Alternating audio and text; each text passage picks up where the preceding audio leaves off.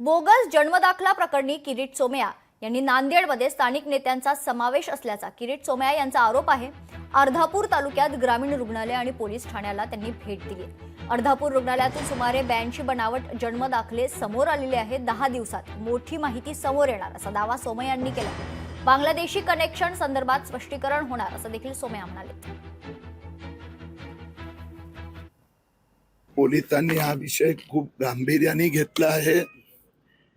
DYSP यांना तपासाचे मुख्य जबाबदारी दिली आहे आणि मला विश्वास आहे की पुढच्या 10 दिवसात या गुन्ह्यात कोण कोण कसे कसे इन्व्हॉल्व आहे, एक इथला पॉलिटिकल लीडर पण इन्व्हॉल्व आहे अशी माझी माहिती आहे। म्हणजे इथे न राहणारे किंवा ज्यांच्याकडे काही कागदपत्र नाही त्यांना बनवाबनवी करून काही सरकारी अधिकारी पण यात पैसेचा लालचने भारतीय नागरिकत्व देण्याचं पाप केलंय, त्यांना आम्ही सोडणार नाही।